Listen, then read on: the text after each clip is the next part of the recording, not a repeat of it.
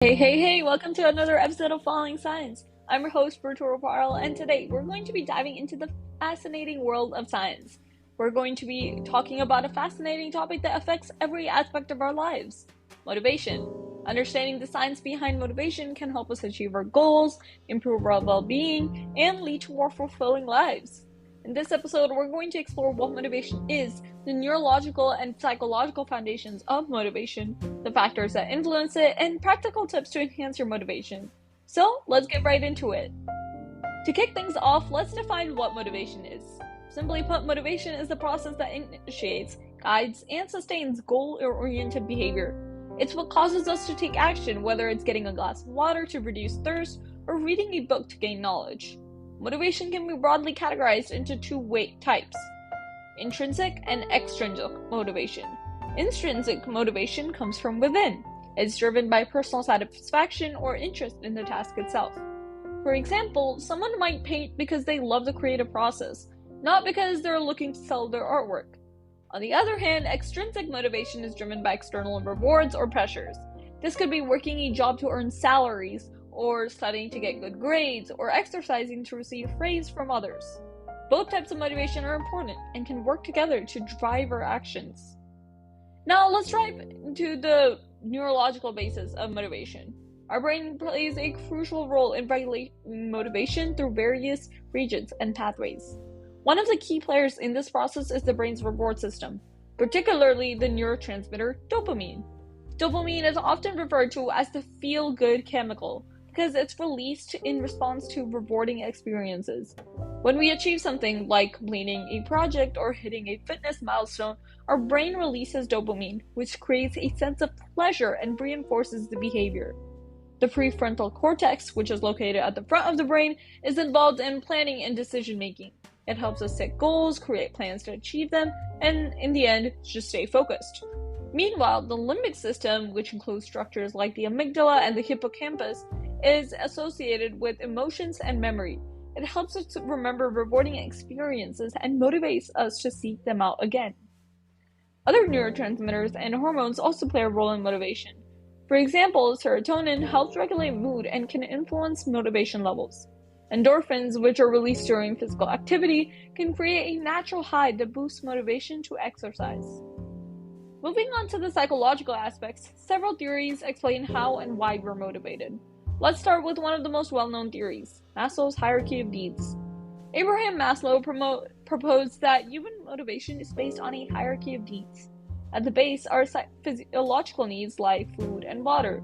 Once these are met, we seek to fulfill our safety needs, followed by social needs such as love and belonging. The next level is esteem needs, which involves gaining respect and recognition of others. At the top is self-actualization, and after that is self-transcendence. Now, self-actualization is the desire to achieve our full potential, and self-transcendence is exactly what it sounds like. It's to achieve more than that. It's to spiritually achieve our full potential. According to Abraham Maslow, we are motivated to fulfill all of these needs in a sequential order. So if we haven't fulfilled our safety needs, we cannot fulfill our social needs because we need to fulfill one need to move on to the next level of the triangle. Now, another influential theory is the self-determination theory, or SDT, which was developed by psychologists Edward Deci and Richard Ryan. SDT suggests that people are most motivated when they have three basic psychological needs met: autonomy, competence, and relatedness. Now, autonomy is the feeling of being in control of our own actions. Competence is feeling effective and capable, and relatedness is feeling connected to others. When these needs are satisfied, we are more likely to be intrinsically motivated. Now, expectancy theory proposed by Victor Vroom suggests that motivation is influenced by three factors: expectancy, instrumentality, and valence. Expectancy is the belief that effort will lead to success. Instrumentality is the belief that success will lead to rewards. And valence is the value placed on those rewards. When all three factors are high, motivation is stronger. Lastly, there's the goal-setting theory, developed by Edwin Locke and Gary Latham, which emphasizes the importance of setting specific, challenging goals and receiving feedback on progress. According to this theory, clear goals and appropriate feedback contribute to significantly higher motivation and, of course, performance. Now, let's look into the various factors that influence our motivation. These factors can be broadly categorized into environmental, social, and personal influences. So, let's start with the environmental factors. Our surroundings can significantly impact our motivation levels. A supportive and well-organized environment can boost motivation, while a cluttered or negative environment can hinder it. For example, a clean and quiet workspace can enhance productivity, while a noisy and chaotic setting can be distracting. That's often why people tell you to clean your room, make sure your environment is super clean, because oftentimes the environment that you're in and the environment that you create, like the messiness of your room, or in other cases, the cleanliness of your room, it reflects your personal setting at the moment. So, for example, if I'm feeling very chaotic at the moment and I'm feeling disorganized, my entire room will likely show that by being messy. In other cases, most of the times, people tell you to clean your room because they want you to feel better. So oftentimes when I clean my room, I tend to feel more organized and more disciplined, and it just makes me more motivated to do other things, which is why environmental factors play a huge role, even subconsciously and when we don't realize it. Then there's social influences. The people around us, including friends, family, and colleagues, can greatly affect our motivation. Positive social support can encourage us to pursue our goals, while negative influences can undermine our efforts. Cultural and societal norms also play a role in shaping what we find motivating. Now, remember that quote where it just goes, "Tell me your friends and I'll tell you your future." So this quote is actually very significant in motivation, especially because if you're around people that themselves aren't motivated, you're less likely to be motivated yourself. But if you see your friends and your family being super motivated, super ambitious, like going somewhere in the world, then you're likely wanting to do the same.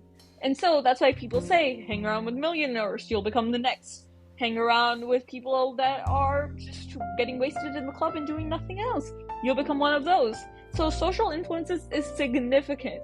And then, of course, there's also societal norms and cultural norms that play a huge role in motivation. Because oftentimes, if societal norms are telling you that you need to do this because this is just the norm, then you're less likely to honestly feel motivated because it's extrinsic motivation, like making other people feel good about you. And oftentimes, extrinsic motivation isn't as useful, especially when you're trying to fulfill a long-term goal. That's when you need intrinsic motivation, so you're driven even when you don't feel like, driving yourself. And then, of course, there's personal factors. Individual differences such as personality traits, values, and interests influence motivation. For instance, someone with a high need for achievement may be more motivated by challenging goals, while someone who values social connections might be driven by opportunities for teamwork and collaboration. Now, it all comes down to the person you are. Are you more motivated when you get rewards? Are you more motivated when you get a chance to talk to people? Like, for example, extroverts are motivated and rewarded when they get to talk to people because it brings their energy up, while introverts are the exact opposite.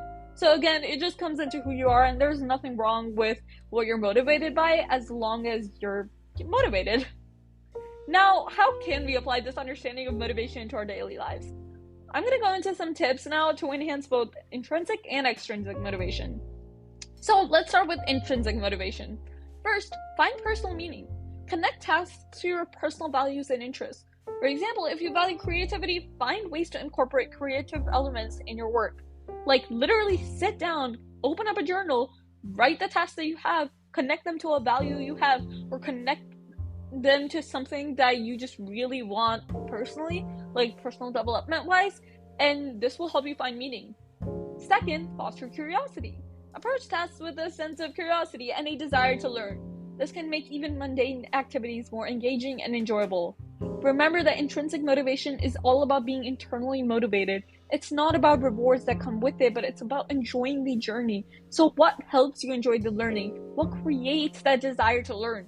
Figure out your values and reflect upon it, because reflection is going to be the biggest thing. And lastly, of course, focus on growth.